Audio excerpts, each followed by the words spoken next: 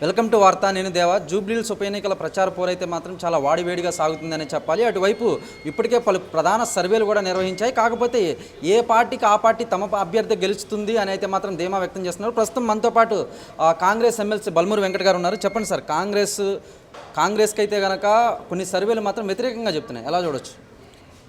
ఈ సర్వే సంస్థలు కూడా సర్వే చేసినప్పుడు ఎక్కడ ఎన్ని శాంపిల్స్ కలెక్ట్ చేసిర్రో, ఎక్కడ ఈ సర్వే చేసిర్రో ఆధారాలతో సహా బయట పెట్టి దాన్ని చూపించాల్సిన పరిస్థితి ఉంటుంది. కానీ కేటీఆర్ హరీష్ రావు ఇంట్లో కూర్చొని ఉద్దేశపూర్వకంగా బోగస్ ప్రచారంలో భాగంగా కొన్ని సర్వేలు నిర్వహించి ఆ సర్వేలను చూపించి ప్రజల నాడిని మారవగలుగుతామనే ఒక ఉద్దేశంతో బీఆర్ఎస్ పార్టీ చేస్తున్న ప్రయత్నాలు ఇవి. నిజంగా వాస్తవానికి జూబ్లీహిల్స్ ప్రజలందరూ కూడా కాంగ్రెస్ పార్టీ అభ్యర్థిని గెలిపిస్తేనే అక్కడ వాళ్ళ సమస్యలు పరిష్కారం అవుతాయి. ఎందుకంటే 10 ఏళ్ళు ఏదైతే ఎంపీగా కిషన్ రెడ్డికి అవకాశం ఇచ్చినా ఆయన చేసిందేం లేదు. 10 ఏళ్ళు బీఆర్ఎస్ పార్టీ ఎమ్మెల్యే ఉన్న జూబ్లీహిల్స్ నియోజకవర్గ సమస్యలు పరిష్కారం కాలేదు.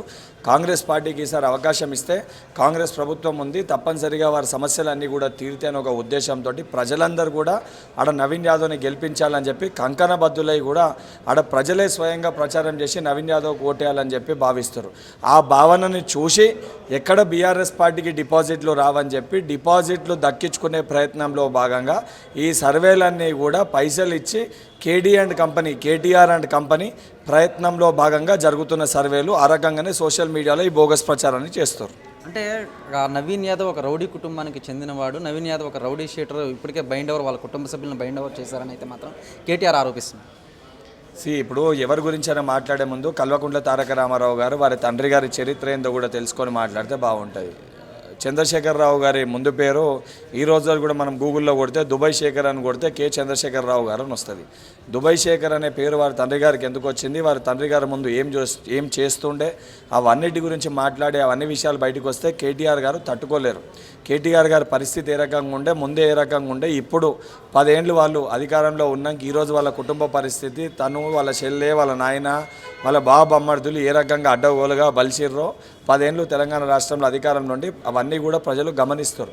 ఈరోజు మీ దగ్గర ఉన్న డబ్బు బలంతో మీరు బోగస్ ప్రచారాన్ని చేసి నవీన్ యాదవ్ గారినో వారి తండ్రి గారినో తప్పుడుగా చిత్రీకరించి తప్పుడుగా చూపించి వ్యక్తిగతంగా అసాసినేట్ చేసి ఓట్లు వేయించుకునే ప్రయత్నం మీరు చేసినా కూడా నవీన్ యాదవ్ గారు అక్కడ అనేకమైన సోషల్ యాక్టివిటీస్ చేశారు. ప్రజల సమస్యలపైన అహర్నిశలు ప్రజలకి అందుబాటులో ఉండే వ్యక్తి, ఒక యువకుడు, ఒక బీసీ యాదవ్ బిడ్డ. తప్పనిసరిగా ప్రజలు అవన్నింటినీ కూడా గమనించి ఆయనను గెలిపిస్తారు. అంటే మాగంటి సునీతను ఓడించడానికి రాష్ట్ర క్యాబినెట్ మంత్రులందరినీ కూడా జూబ్లీహిల్స్లోకి దింపారు కాంగ్రెస్, లేకపోతే కాంగ్రెస్ గెలవదా అన్నట్టు చెప్తున్నారు ప్రతిపక్ష. ఎక్కడ ఉప ఎన్నిక వచ్చినా కూడా ఉన్నోళ్ళందరం కూడా అక్కడ వెళ్ళి ప్రచారం చేయాల్సిన పరిస్థితి ఉంటుంది.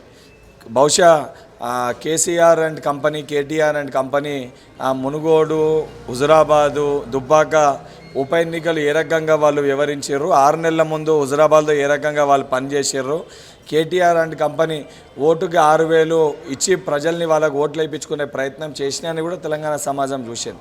ఈ రోజు కూడా వాళ్ళకున్న డబ్బు బలంతో వాళ్ళు అడ్డగోలుగా డబ్బుని ఖర్చు పెట్టి వాళ్ళు ప్రయత్నం చేయాలనుకుంటారు. మేము స్కాములు చేసి డబ్బులు సంపాదించే ప్రభుత్వం మాది కాదు.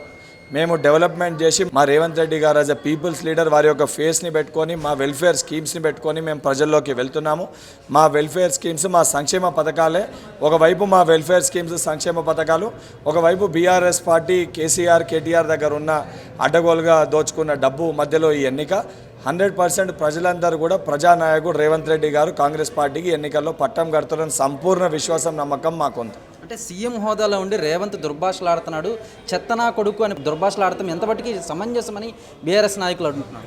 ఇప్పుడు కేసీఆర్ హౌలేగాన్లా కూర్చొని రాబాయి గమ్మనుండరు మాట్లాడుర్రి, సభలో ఏ రకంగా మాట్లాడరే వాడు వీడు అని సంపాదించిన ఏదైతే ముందు మాట్లాడిన మాటల్ని వాళ్ళు మర్చిపోయినరా. ఆ జనరల్గా చెత్తనా కొడుకు అనే మాట మన తెలంగాణ యాసలో ఏదైతే సంబంధించి కోపం వచ్చినప్పుడు చాలా తరచుగా మాట్లాడే ఒక పదం అది. అదేమి బూతు కాదు. దాన్ని ఏదో పెద్ద రేవంత్ రెడ్డి గారు తప్పుగా మాట్లాడారు అంటే మరి చెత్తగా మాట్లాడిన వాళ్ళని చెత్తనా కొడుకు అనకపోతే ఏమంటారు? రేవంత్ రెడ్డి గారు ఆడు చేసే పనులకి ఆయనను సంబోధించి ఆ రకంగా మాట్లాడడం జరిగింది. ఫైనల్గా జూబ్లీహిల్స్లో నవీన్ యాదవ్ ఎంత మెజారిటీతో గెలవచ్చు అనుకుంటున్నారు? 30,000 పైచిలకు మెజారిటీతోటి నవీన్ యాదవ్ గారు ఈ ఎన్నికల్లో గెలవబోతారు. చూశారు కదా, జూబ్లీహిల్స్ ఉప ఎన్నికలకు సంబంధించి అయితే మాత్రం కాంగ్రెస్ అభ్యర్థి నవీన్ యాదవ్ అత్యంత మెజారిటీతో దాదాపు 30,000 మెజారిటీతో గెలిచి తీరుతాడని అయితే మాత్రం కాంగ్రెస్ ఎమ్మెల్సీ బల్మూరి వెంకట్ చెప్పుకొచ్చారు. కానీ మన కార్తీక్తో దేవా వార్త, హైదరాబాద్.